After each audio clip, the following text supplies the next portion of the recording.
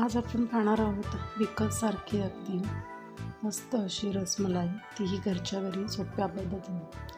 चला तर मग पाहूयात आपण। इथं मी 200 ग्रॅम पनीर घेतलं आहे आणि ते असं हाताने व्यवस्थित मऊसर करून घ्यायचं आहे, जसं की आपण कणिक मळतो त्याप्रमाणे अगदी बारीक आणि मऊसर।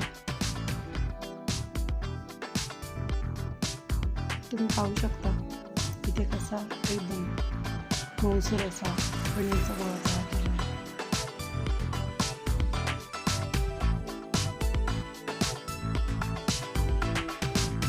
नंतर त्याचे आपण छोटे छोटे असे हवे त्या आकाराचे गोळे करून घेऊ।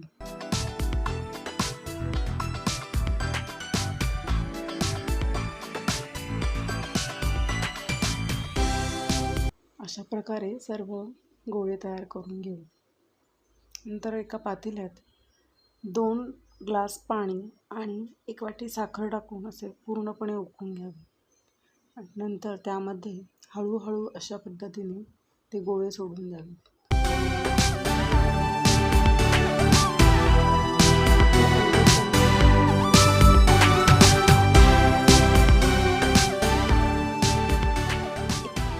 10 मिनिटं त्याचं गरम पाण्यात उकळी आल्यानंतर आपण त्याला असे बाहेर काढून घेणार आहोत।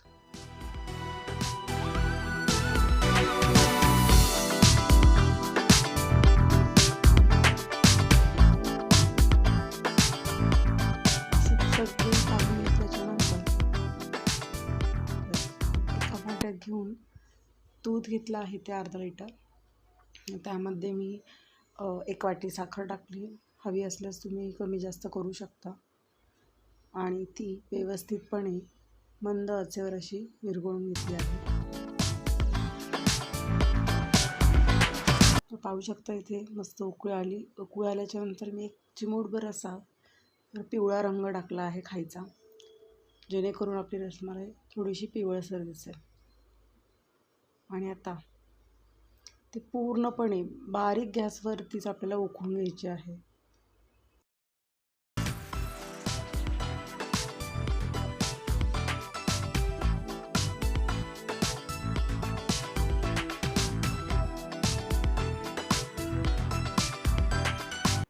पाहू शकता जवळजवळ 15-20 मिनिटांनंतर ती अशी घट्टसर झाली आणि आता त्यामध्ये मी थोडेसे ड्रायफ्रूट टाकले।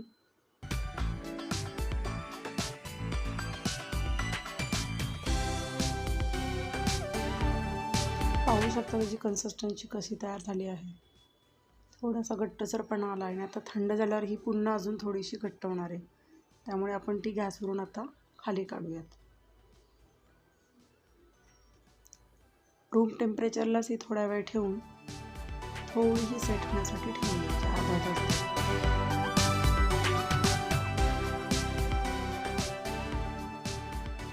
पाहू शकता अर्धा तासानंतर आपली रसमलाईची किती छान झाली आहे, अगदी हवी तशी कन्सिस्टन्सी तयार झाली आहे। आता यामध्ये आपण तयार केलेले गोळे एक एक अलगद ठेवून घेऊ।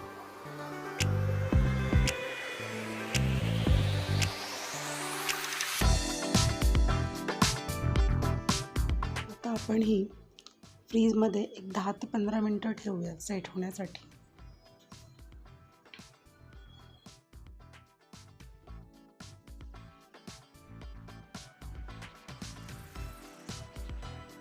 पाहू शकता 10 ते 15 मिनिटांनंतर आपली रसमलाई अगदी तयार आहे।